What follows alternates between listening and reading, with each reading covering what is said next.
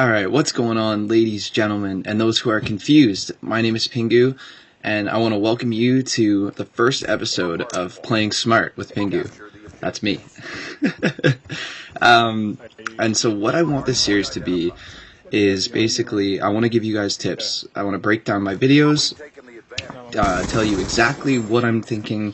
So similar to like the XJAWS series, but kind of my own spin on it. So the first thing I want to do is tell you to be aware of the spawns, especially in multi-team. What I'm doing right now is watching where my teammates are, and I know that the other team will not spawn near them, obviously. So if I'm looking on my map right now, I see my teammates are behind me right now, and I know that the other team is going to be spawning down here near the garage, or probably up near the house where the second hardpoint is. And so I get fairly lucky a couple of times here. Also using some situational awareness, because I can't say that word, right? I see the Betty there, I crouch under it, that kind of thing. You want to always be aware of your surroundings. And a point I wanted to make in this video is just be aware of the spawns constantly. You want to always be looking at the map to see where your teammates are, and that will tell you basically where the enemy team is without having to look at the UAV or anything else. So I can tell, I can see, I know this spawn right to my right here is very hot. When I say it's a hot spawn, I mean the other team will spawn there literally if I'm 10 feet away. So I'm always very aware of people spawning near me, especially behind this hard point here, because you'll see later in the game that happens as well. So you want to always watch your back around that area and make sure that the other teams won't spawn there. So right here what I'm doing is I'll sit in this room, which we call money room, because there's big stacks of cash everywhere, and I basically use the hard point to my advantage here. So I see I got the, I wasn't sure where the other guy was, and so I put up the VSAT and went back in when I knew exactly where he was. I didn't want to get into a gunfight that I knew I'd lose, because if I don't know where the other guy is and he has a better idea of where I am, I'm probably going to lose that gunfight. So what I do is sit there and wait for my VSAT to go up, so I know exactly where they are, and I don't have to do any guessing. And right there, another thing that you want to do sometimes is, especially if you run a class like mine, and I'm going to do a class breakdown video soon, but pick up a secondary if you can, because it'll really help you out. And right here, moving right along, you also want to use good situations to your advantage.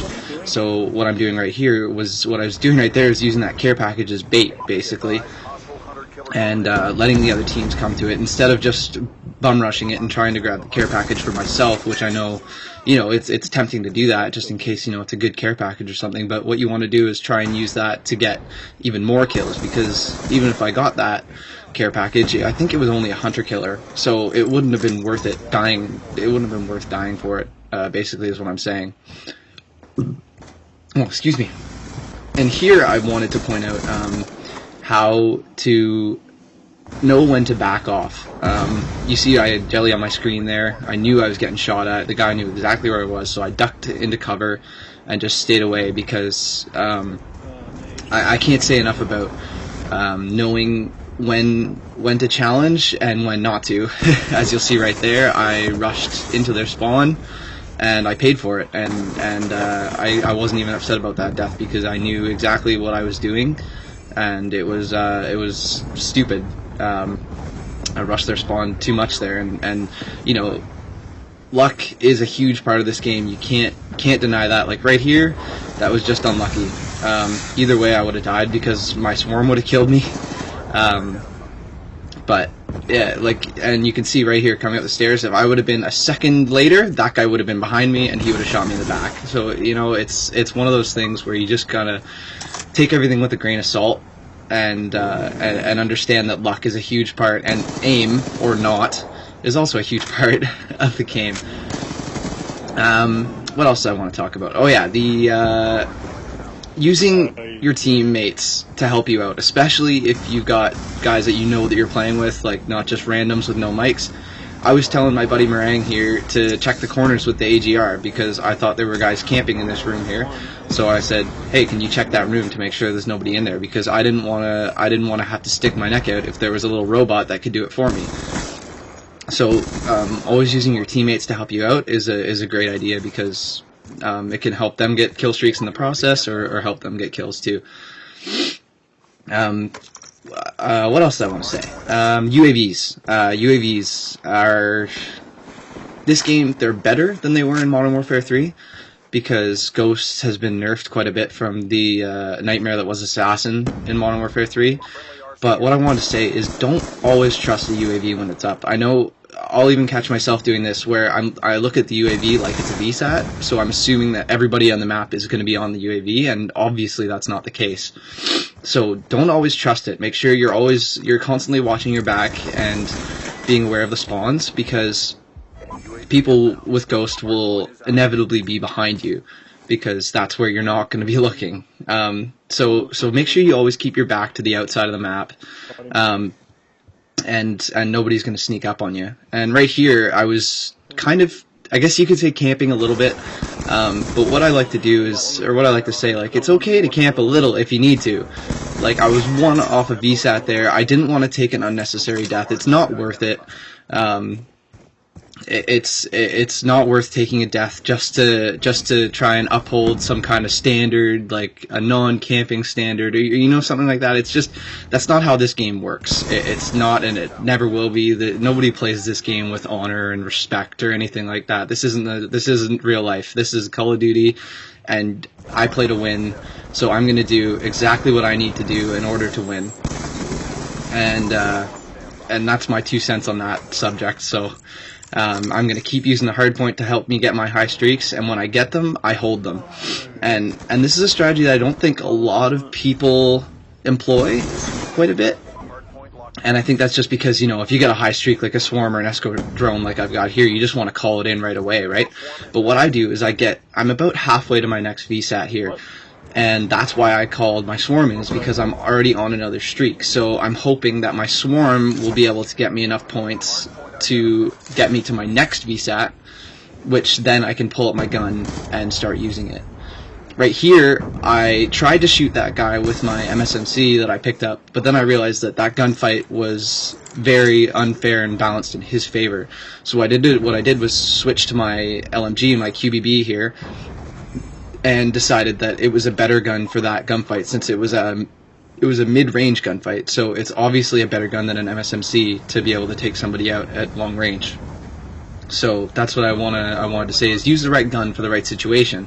If you've got a B-23, keep that for a close range gunfight. I know this seems kind of obvious stuff, but it bears repeating, because it really can save your life sometimes. I wanted to talk about my class setup a little bit here, and I'm gonna in the future, probably in the next few days or so, I'm gonna do a detailed class breakdown video where I show you guys a few of the classes that I use. Probably not all of them. Maybe I'll save all of them, the rest of them, for another video. But I'll definitely show you probably at least 5 classes that I use regularly, and why I use them, and the strategies I employ while I use them. So this class right here that I'm using, I can give you a little bit of a breakdown of it. It's the QBB, a light machine gun. I can remember what it was called, and it's got rapid fire, extended mags, and laser sight. And it's basically, I'm using it like an SMG. It's a crazy high fire rate, about the same as the Scorpion. And here's what I was talking about, just to segue. These guys will spawn literally right beside me, either up to my left right now, or right in front of me there. They will spawn, no matter if you're there or not, so always be aware of that. Yeah, my class. I was going back to my class, and then I believe I'm using 5 perks, or am I using... No, I'm using 4 perks. I'm using Lightweight and Flak Jacket. I'm using Scavenger, because that gun it tears through ammo like you wouldn't believe. The crazy high fire rate is insane, and you definitely need Scavenger. And then I believe I have Tactical Mask too, because I literally have Tactical Mask on every class that I have. And yeah, it's basically to use the QBB like it's an SMG, and it actually works very, very well in close range gunfights. like it works just as well as a Vector or a Scorpion would, and the only thing different is that you have a 100-round mag instead of, you know, a 30 or 40-round mag, and you can be all out and aggressive with it, and it's a really great class. So there's the final score: 65 and 2, 10 captures, 2 defends. I hope you guys learned something. If you enjoy this style of commentary where I break things down, please give the video a like and let me know. Tell me down in the comments what else you'd like to see, if you enjoy this type of video, if you enjoy another type of video. And I just want to thank everybody for watching, and have a great day.